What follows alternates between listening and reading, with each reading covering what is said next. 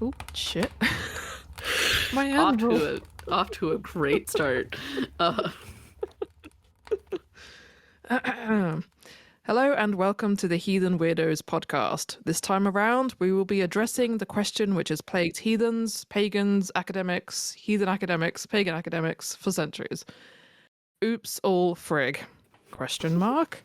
Otherwise known as, are Freyja and Frigg the same goddess? Why does this only happen to the goddesses? Rah! Shout into oblivion. Also, damn you, Snorri, because yes, always.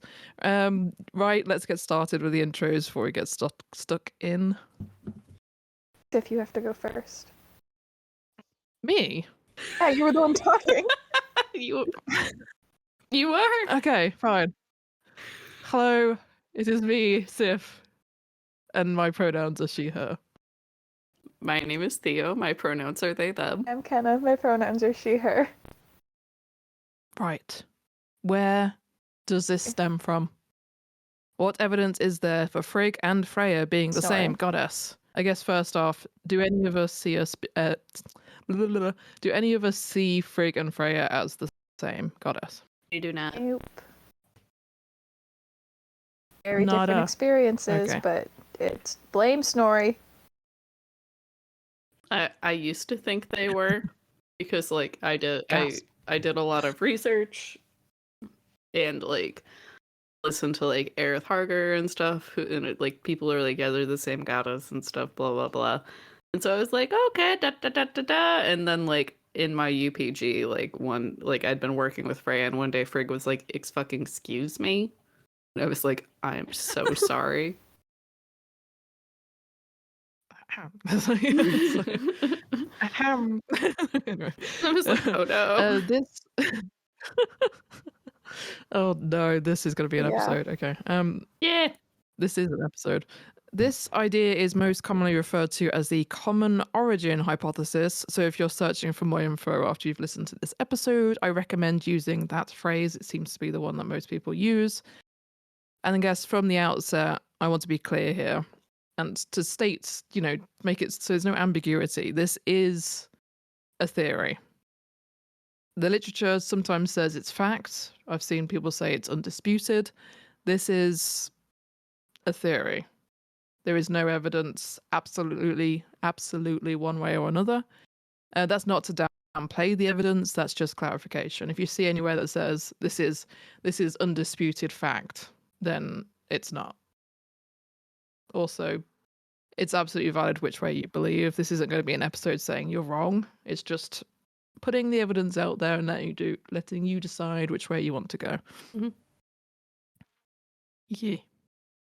So essentially, to wrap it all up, the theory states that Frigg and Freyja descend from one pan-Germanic or proto-Germanic figure.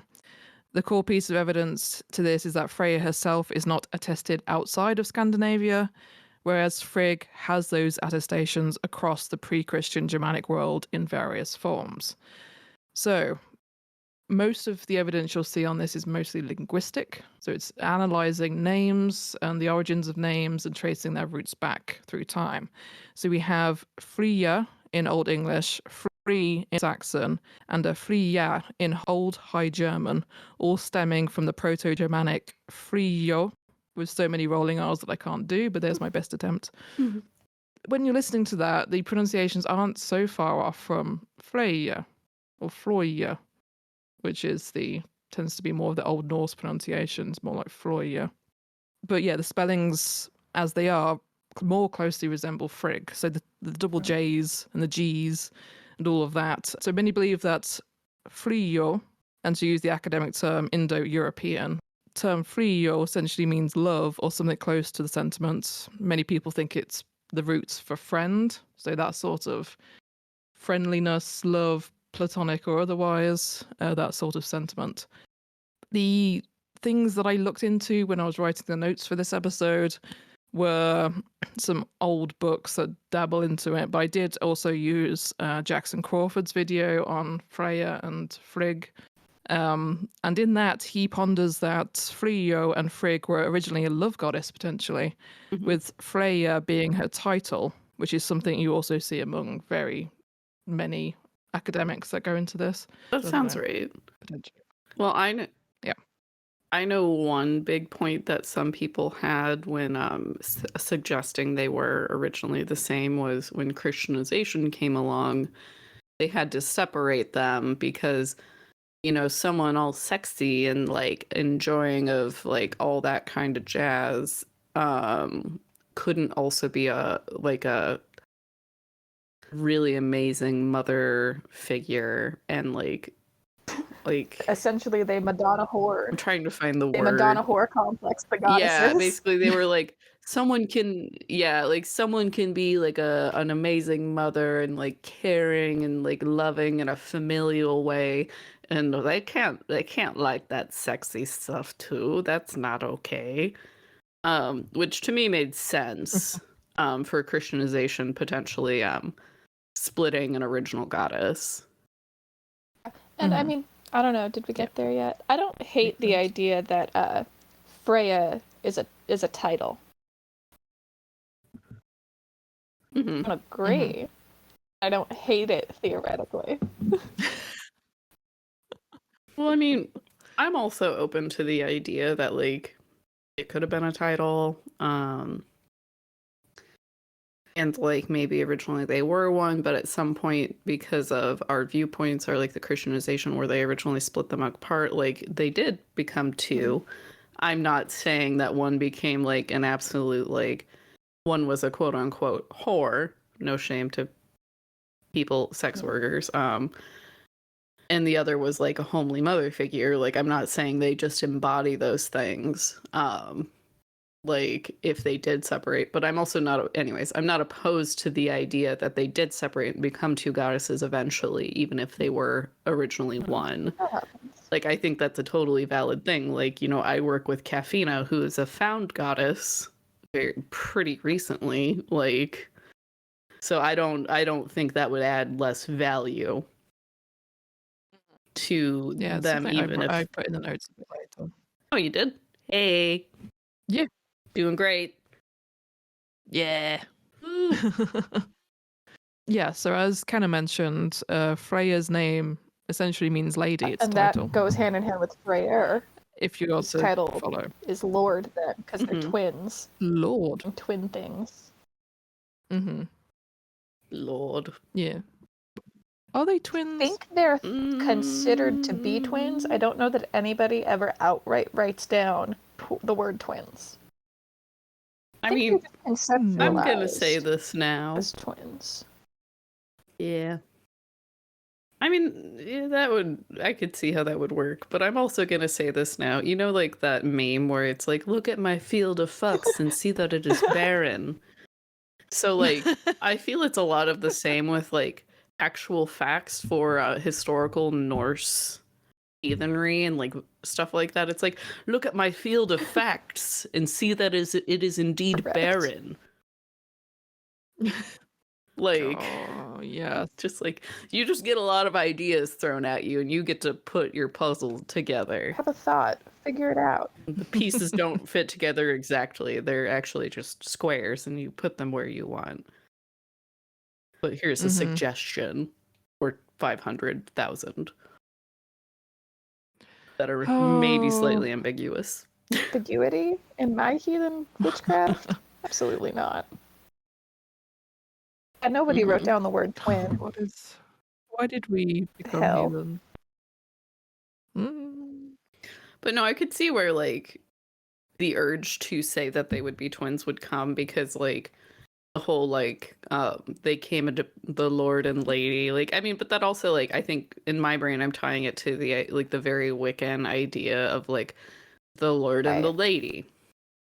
I think the other thing so, is... like, coming into being at the same time. The other thing, I think, is they're discussed as, like, immediate descendants of Njord, and they're not discussed at different times. They just kind of pop out of the ether together. So the assumption there would be that they are twins. Bam. Hello. Not that what is birth to a god. Who the fuck knows? Anyways, yeah, so they're siblings of some variety. Boo. We're not gonna say who came first because we're not gonna play that game. Freyja has first twin energy. It's true. Freyja was That's fair. ethered first. Right. The ether emerged from the primordial ooze. Freyja, there was an extra bit that they had to work on for a little bit longer. This is sacrilege. Wink, wink. I don't know what you're talking about. Right. Okay. More on topic.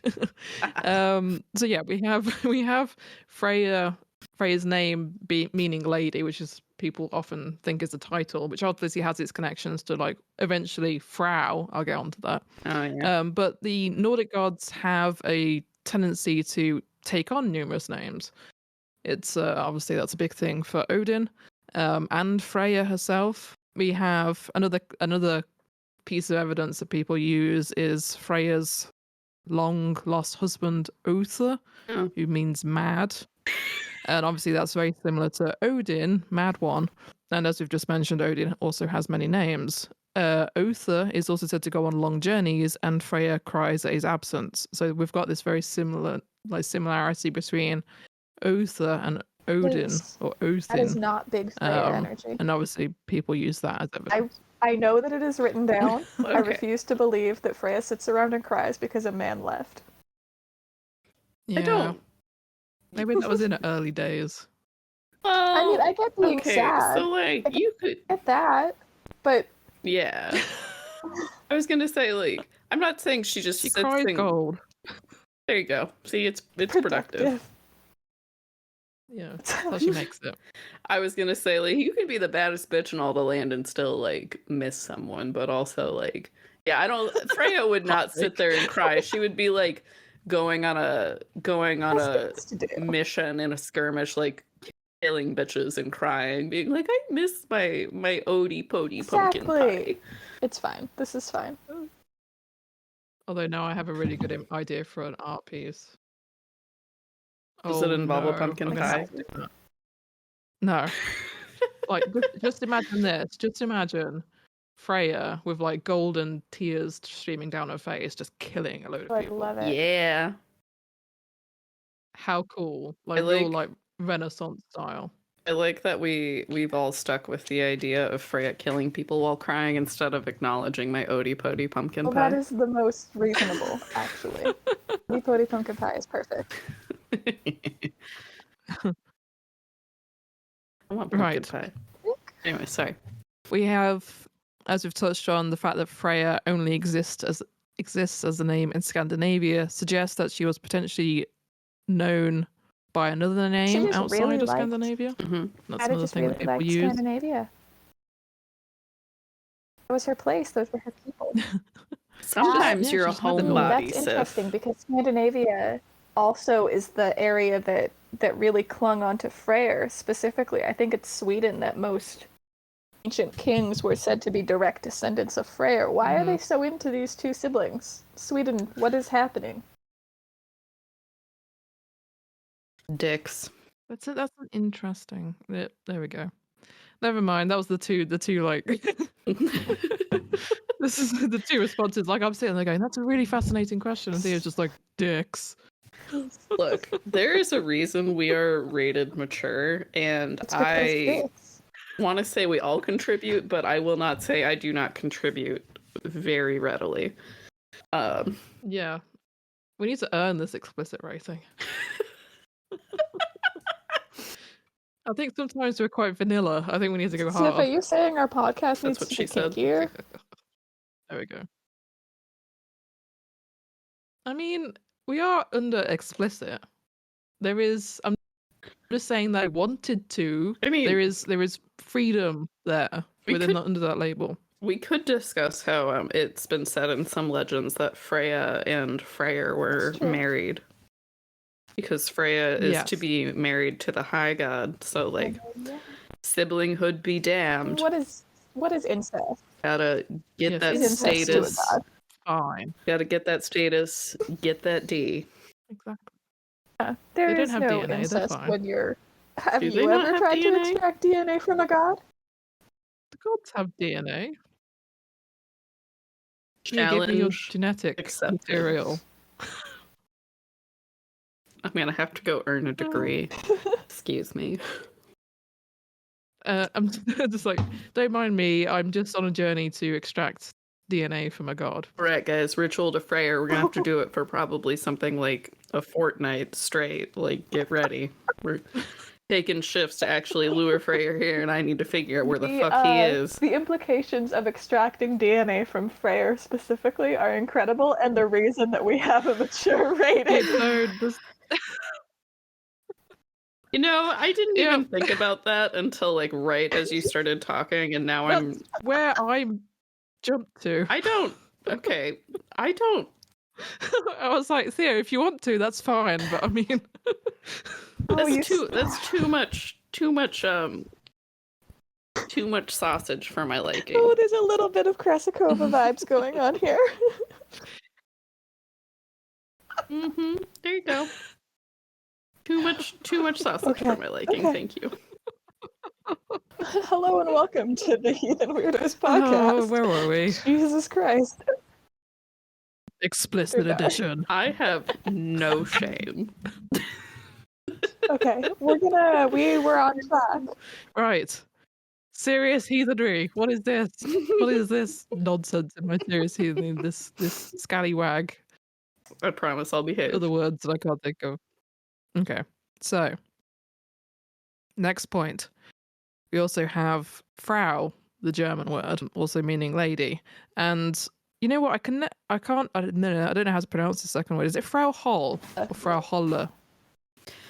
Holle. You know what I'm talking about. Frau Holl. Does it originally have an umlaut over the O? No, probably. If it does, it's like an noise. So it's like Hulle. I haven't taken it in a long time. My pronunciation is garbage. As long as we don't say Frau Holl, we're good. My German relatives will be rolling now. Yeah, me rolling R's does not happen. Frau Hulle. I am sorry for all of my cousins. Like anyone who like actually can roll R's or like knows how that's actually pronounced, I apologize. Or the but anyway, this figure exists. The verbal assault your ears took in German folklore. And what we see here is many of the figures that we see in Germanic paganism across all of them were basically eventually eroded away, less godly, to more just legendary figures in folklore. And obviously we potentially see the echo of Frigg or Freyja, in that you got this Frau Holle or Holle or Holl. I'm sorry, German listeners. Okay. And also we have Holle, Holder, and Holder. Holder and Holder. Holder. Who has a Wikipedia will help us.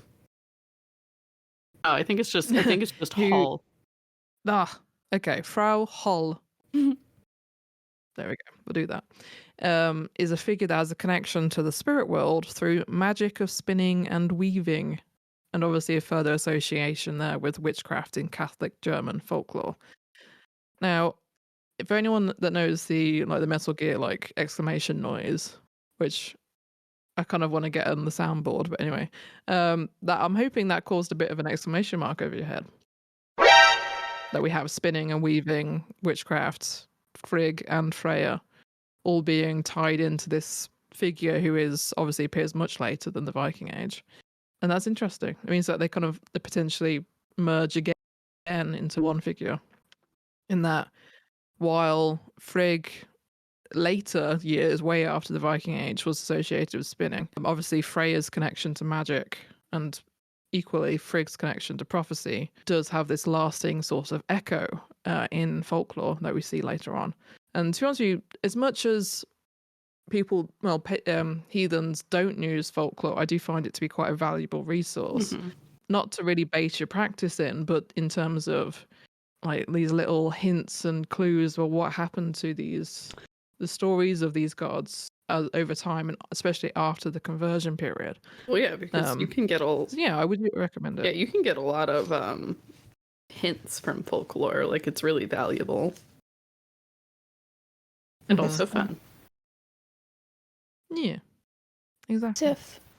So ultimately, would it be that's fair to say that hello. it's a Freyja and Frigg didn't separate outside of Scandinavia. Is it fair to call it not emergence, convergence or reconvergence, or is it just those two?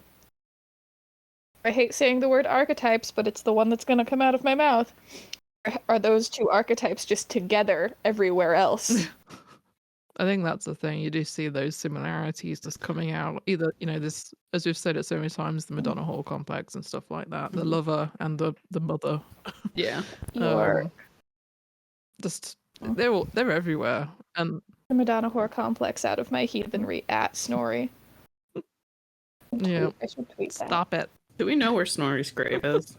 Denmark somewhere. Scandinavia. I might have to look this up. I'm gonna have to travel there someday, like write like a well-worded letter, which is like gonna be a fucking novel. Go to his grave, light some candles and leave an offering, and read the letter telling him, like, thanking him primarily. Be like, thanks for actually writing this shit down, bro. Yep. And then be like, also, what the fuck is wrong with you? Buried in Iceland. Like, we should go. Can you pass this message on, please? And then I'll burn the letter and like spread the ashes over his grave and be like, you fucking think about that, bitch. We should go. It's a weirdo trip. We should go and do witchcraft on his It sounds like a good use of I a endorse trip. that. Yeah. Thing that people do. It's in Iceland somewhere. Yeah. I'm down. Who wants to go to Iceland? I do. I do too. Okay. Now that we have our first Weirdos Abroad trip planned. Take some vacation pics. We're on our way to like drop a letter on Snorri's grave. It'll be a Patreon special. This is how our letter to Snorri is going. And by our letter, I mean all of our letters, because I'm sure that we'll all write something different. Oh, yeah. Yeah. Oh, yeah. Why? I mean, yeah, okay. Like, I can't remember what I was going to say. I think it was something along the lines of, I appreciate Snorri, but at the same time, on the flip side, just a glare. Just be like, Snorri, I really do actually appreciate that you actually wrote this stuff down, because the other people who actually did it that had their own motherfucking alphabet never did.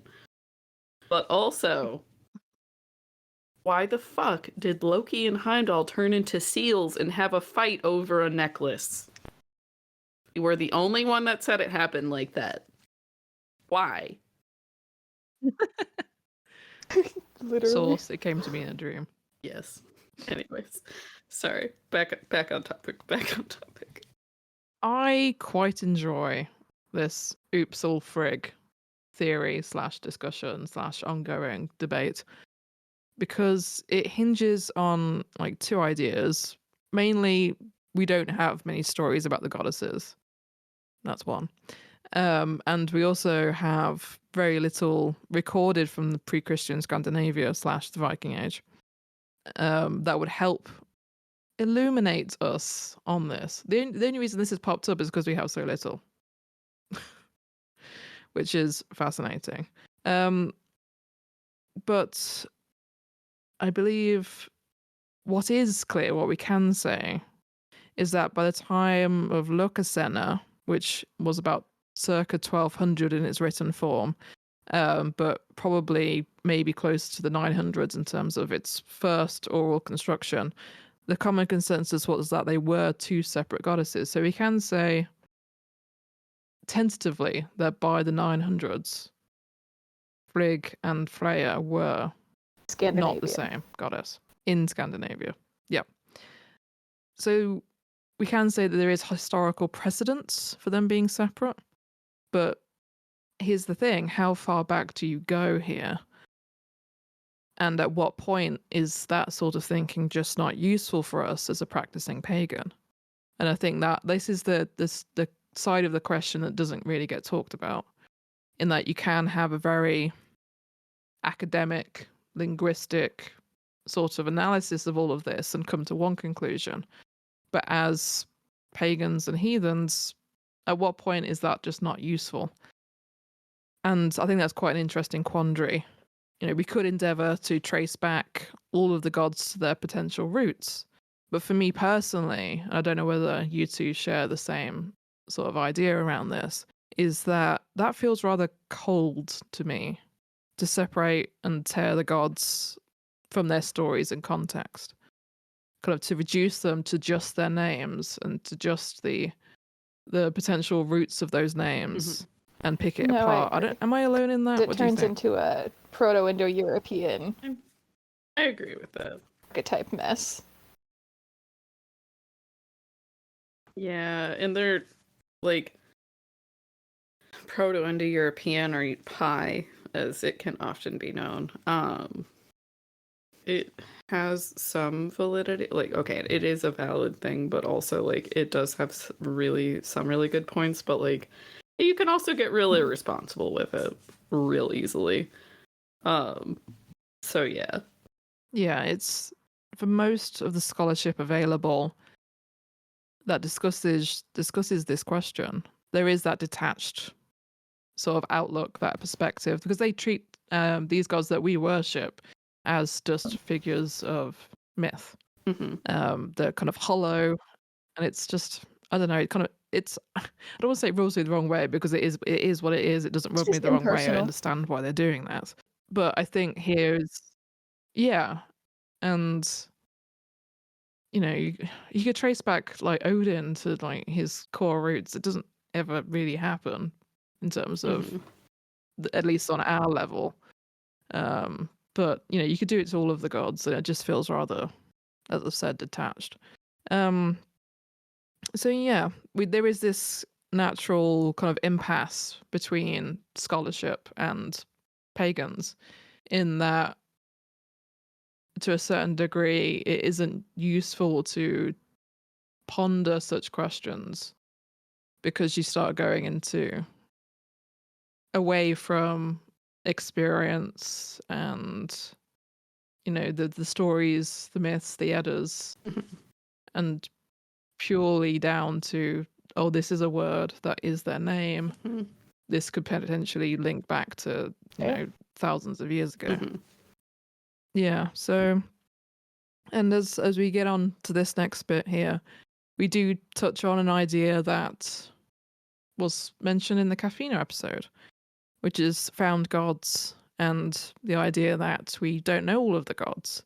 Perhaps Frigg and Freyja were one and the same at some points, but now they are different beings, or they were separate to begin with, maybe worshipped as one until Freyja rose in prominence in Scandinavia, or any number of different scenarios. And I guess the point I'm trying to lead to here is, does this matter? Does discussing the difference or the similarity between Frigg and Freyja actually matter to us as heathens? Big question. That seems like a big question. Depends on what kind of heathen you are. Does it matter? Well, if it matters to you. Yeah. Like, yeah, like it's valid for that to matter to you. It's also valid for it to not fucking matter to someone else. If it matters. Like, everyone is. Yeah. So, knocking my mic around. Okay. Like I feel like it somehow does. I imagine that might get some kickback from recon heathens of why do you not care about this? And I'm like, nah. Because I mean, to me, they are very separate. Yeah, I mean, that's just me. Why do you not care? I care about a lot of things. Okay, like things I don't care about. I guess. Sorry. We should list them now. No, it's fine. Yeah, it's the idea that, if Frigg and Freyja were one and the same, but now people have personal gnosis and shared gnosis that suggests they are separate, obviously that's valid. Yeah, and I've actually just put a note at the very end of this saying that I don't think it does matter. In that you do you. I feel like this is a very soft kind of ending to this sort of discussion, but that's basically where I am in terms of that it doesn't invalidate anyone's experiences. And if we were to say that, Freyja became, I guess, or we attributed a name to her in a kind of found God way, then obviously that's totally valid. This is basically it in terms of the linguistical, that's not a word, analysis and sources that we have. I mean, it looks from the outset pretty compelling. And I guess in my head, the way that I think I've said this before, I quite like the idea that if I were to believe in this, that Frigg and Freyja were one and the same goddess, it would be a case of, for me, it would be like Freyja being the younger version of Frigg. Oh, that's interesting. We get wibbly wobbly in the mythic time. In that we have like Freyja, who is this. I'm gonna go Frigg. Yeah, I don't know. Just can't find the names anyway. But anyway, that Freyja was a Vanir god that was at war with the Aesir, and she saw all of the possible futures in Seithr, and this is when Odin was traveling under the name like Other, and she did all the stuff that Freyja is associated with, and then settled, as it were, and became this sort of Frigg, who became this knower of all prophecies because she's already had that history of practicing Seithr and seen everything, and just basically packed up a distaff and went, I guess I'm just going to be like Queen of Asgard now. I like that theory. I like that conceptualization of the difference, because it lines up very well with the idea that the Vanir are these naturally flowing deities that operate within the natural existence of the world, and the transition of Freyja from that, I want to call her hypersexualized because I don't like that term as a term, but that very naturalistic, free-flowing kind of goddess to the Aesir goddess as Frigg, theoretically, is really cool in that it takes the same ideas and just puts them into the organization of the Aesir. That renaming, almost like an adoption of her into their super secret club. Yeah, and there's a part of me when I was thinking about that was part of my like Seithr research and just pondering all the ideas around that. That fits for me, and it has this real nice kind of continuation in that one of my big kind of loves in terms of all the materials that we have in the literature is making it coherent where there is no coherency, and that idea that in the later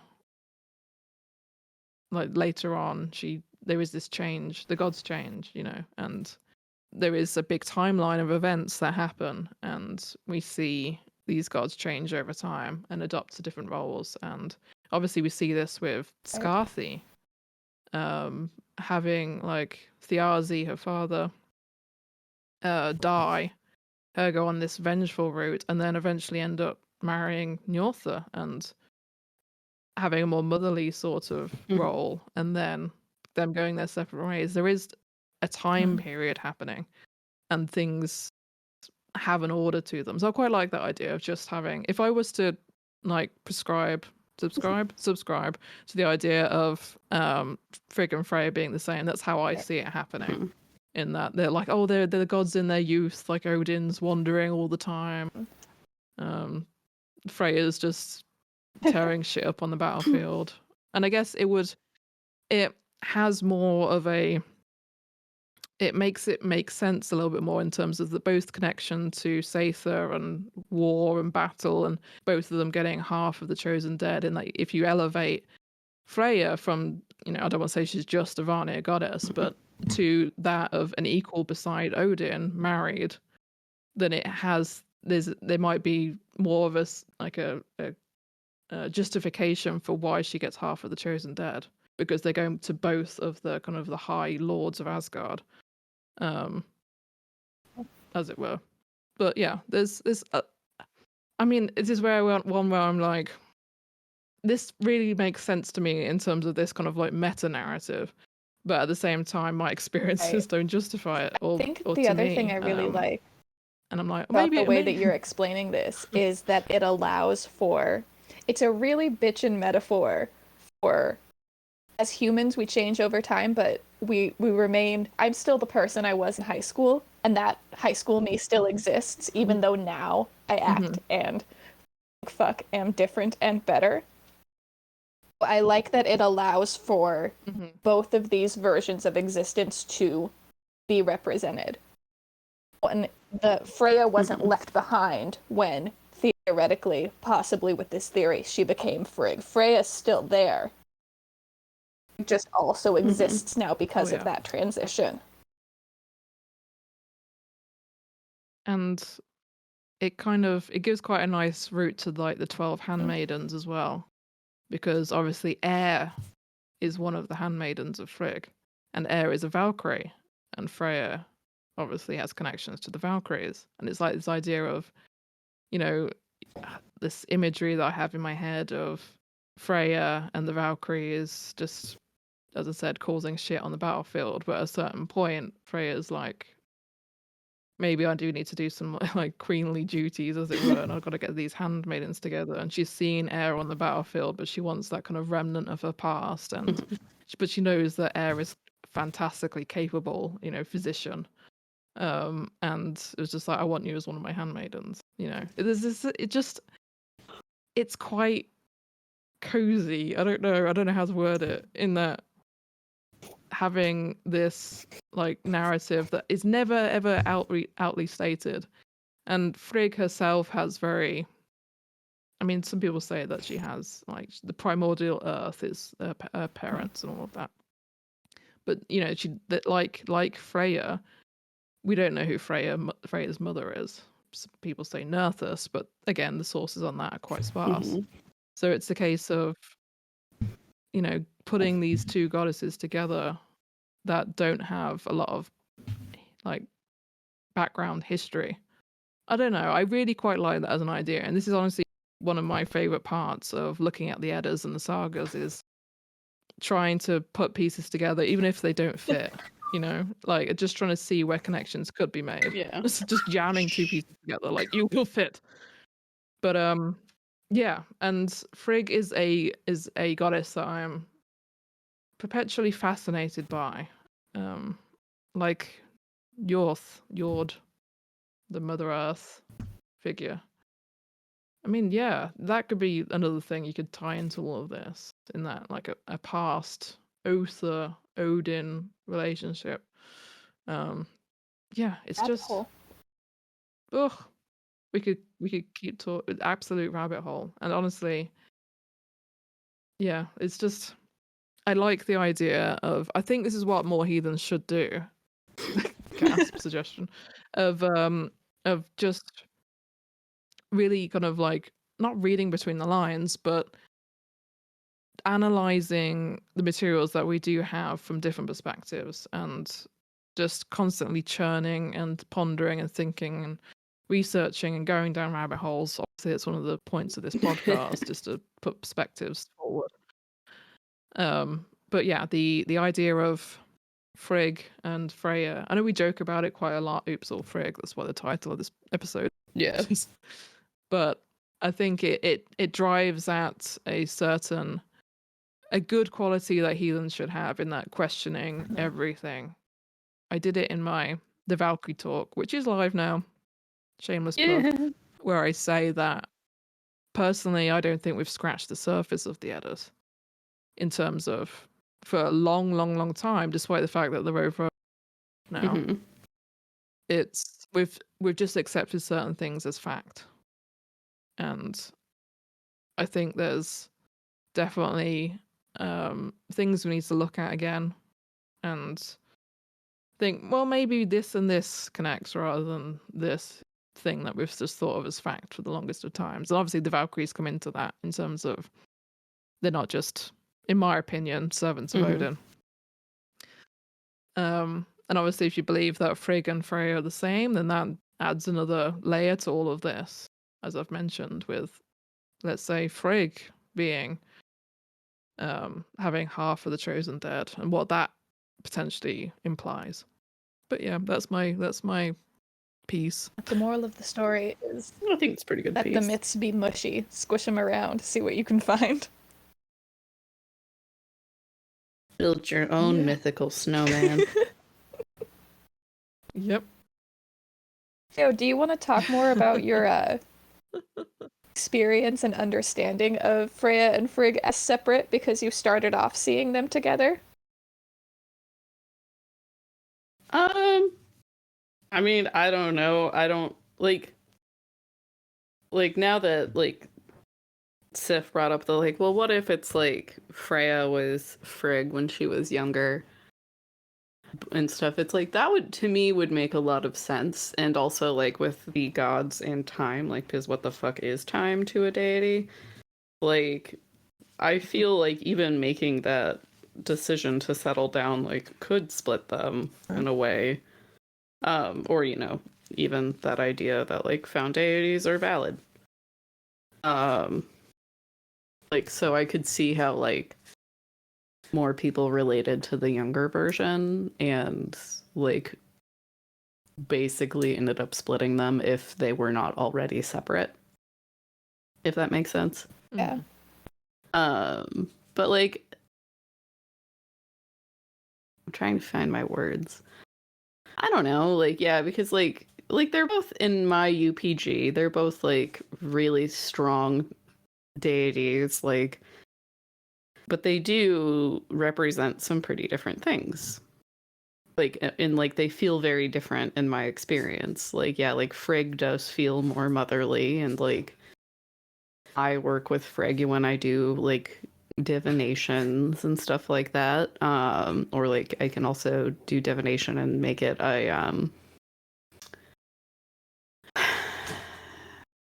devotional act. That's the word. Okay. Millie is having some excited squirmy time at my feet. Delightful. So she is excited and she wants me to pet her tummy and is grumbling because I'm not right now. Dare you? Because I'm a monster. Anyways, so I don't know, like, yeah, it's just they do feel very different. Now I'm thinking of this entire idea in my brain as like chewing on it, and like I feel like it's like encompassing a lot of my thoughts because I'm like, huh, that does make sense, actually, and would like explain like a lot of things. I'll have to think about it. Wow. Just like, sorry, I'm just sitting here like, Right through an episode, we all have. I mean, I'm hoping if you're listening to this, yeah, the redouble thinking thingy words. Yeah. No, I mean, I guess, yeah, Doubting. right. When I work with them, I feel like they feel very different. And like, so I have no doubt that they're at least two separate faces of a deity. At least. Mm-hmm. Millie, do you need to do this right now? Aggressively agreeing. Yes. Millie's like, can you pet my tummy right now? Pay attention to Millie. me. You have knitting in your lap. Millie cannot be there. This is rude. Okay. Sorry. I'm trying to focus. So yeah, I do see them as different, at least in some capacity. Millie. I think you raised a good point though that I want to just spin off out from wildly, like a whirling dervish. It's the idea that even if they are, I mean, okay, what are two faces to a god, Right? You know, in that Frigg and Freyja could be two separate but also the same. In that, you know, we've always said that, at least to us, the gods don't inhabit one space, one body, etc. So they could be two separate. I feel like I'm really, for anyone that's played Elden Ring, I really feel like I'm dipping into this. It's the idea that, I mean, spoilers for Elden Ring. I'll wait for 10 seconds. Anyway, is that the main goddess in that is actually also a god, as in the red-haired Radagon is the same as the leading goddess, and for some reason the name has just completely disappeared out the top of my head. I haven't played Elden Ring. Begins with an M. It's a fascinating idea because you have these two characters basically. Marika, there we go. I didn't even need to properly Google it. Queen Marika the Eternal is the god in that realm. She lives in the tree. But then you have this Radagon who fights all these battles and then eventually is said to marry Marika. But actually they're one and the same being. So there might be an element of that in play here, in that, you know, gods aren't limited to one body, one thing. They could split but also be the same. There we go, just throwing another absolute wrench into everything. Just like, or getting into big brain time here. Like mythic time doesn't exist, or time doesn't exist, and you have the younger version of Frigg / Freyja existing at the same time as the older version of Frigg. It's just Fine, we're fine. Here we go. Let's go into just galaxy brain. I really don't want to mute myself right now because I'm trying to figure out a point to bring up, but Millie keeps fucking Having thoughts. digging at the blanket over my lap, and it's like, pay attention to me! Because we have been doing other things for too long. Oh my god, it's fine. Millie's like, no. Sorry, I was thinking about God of War on the same thing. And how in not Ragnarok, the 2018 God of War that I cannot remember the motherfucking name of. Anyways. It was just God of War. God of War like 5 million or something like that. Anyways. Where he's running around with his son Atreus, also spoilers, Loki, and they run into, I think it's Freyja in the game, I think, and like she explains that she was named Freyja by Odin when she married him. They go really hard on the, you know, like captive thing. Yeah, she was named Frigg when they married, to hide the fact she was Vanir. So like, I'm not saying that's what happened in Norse lore, but like the idea is there. God of War game is God of War? More like God of Lore. Okay, they secret knowledge. They did a pretty decent job. Okay, like I'm not saying it's fact or like accurate really, but like they actually did a pretty decent job. Yeah, and I guess on a similar note there, which is where I thought you were going with that point, was the fact that you have Atreus, Loki, also interacting with his children. I mean, that he hasn't come into being. I mean, I was thinking that multiple times, but I didn't want to tangent too hard. Us tangent? I think it ties. It ties in. I mean, who knows? The gods are complicated. They may exist on numerous different times. Can't think of the word. Time zones. Timelines. I don't know what I'm saying. Time zones. I was like, they just exist different time zones. They're all over the world. Who knows? And that Frigg and Freyja may exist. We're getting into real big theory here. Why does this? Let's go scratch back to basics. Why does this only happen to the women goddesses? Because we have basically no information on their parents and any information, full stop. That is the answer. It's a case of we can't say it with most of the gods because they have Snorri parents that are different. The lady goddesses are all pulling a Heimdall. Yep. We have 9 mothers, 9 fathers. You don't know which one it is at any one point. We may all have the same. Forget parents, the fathers. We only need the 9 mothers. It's fine. All we need is mom. It definitely works. Love it. Yeah, it's because more information was recorded about the gods, just the full stop. Yeah. That's It undisputed. makes me wonder. And it's harder to tie Makes me multiple wonder a gods lot together. about how different understandings of the goddesses would be if not Snorri had written this down. If it hadn't. Age-old heathen If we question. had written it down, we would have had What would Saxo is a misogynist, Saxo. and I refuse to go to Saxo for sources on goddesses. Saxo is less trustworthy. Oh, Saxo's a bastard. I quite like Saxo's like meta commentary though, of just like these silly So humans. so what you're saying is, in our tour to go to Snorri's grave and do witchcraft on top, we also have to go to Saxo's grave and do witchcraft and be like, thanks, but also you're a bastard. Oh yeah, they're all bastards.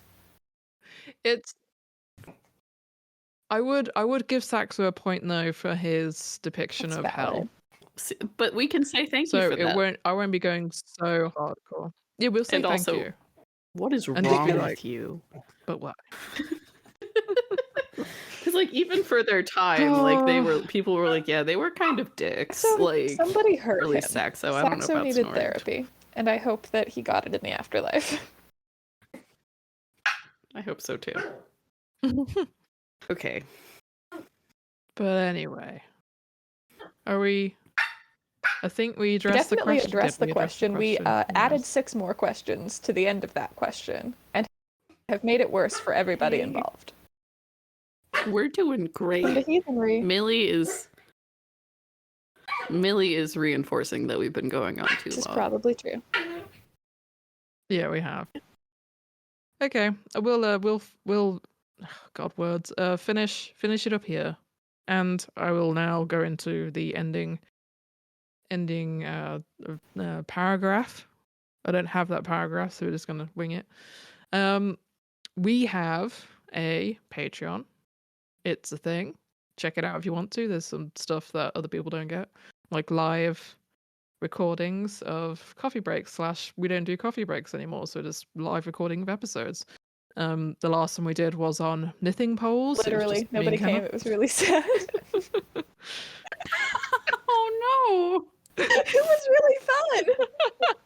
We had a great time. Yeah.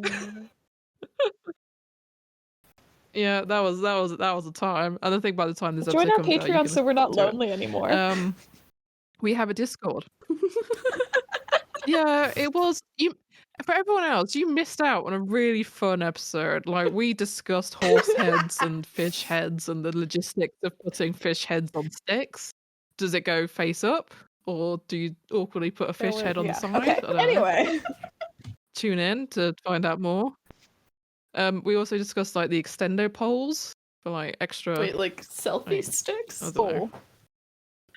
Well, like, you know, like there's. I think my example was like, you know, those washing line extender poles where you can lift up the washing line. It may just be a UK thing, I don't know. But like one of those that you can extend and have like a little plastic toy horse head on top, and there you go, you've got a knitting pole. But anyway, and I just had this idea of poking over a fence to the neighbour's house. But anyway, it was a really good episode. We have a Discord. I'm sad that I like woke up with a migraine and was like able to like consciously, like the only conscious thing I was able to do was like, guys, I can't make it. I'm sorry. Go on without me. And then I literally slept until 3 o'clock. Deserve that. Which is way past when we're done recording. Yeah.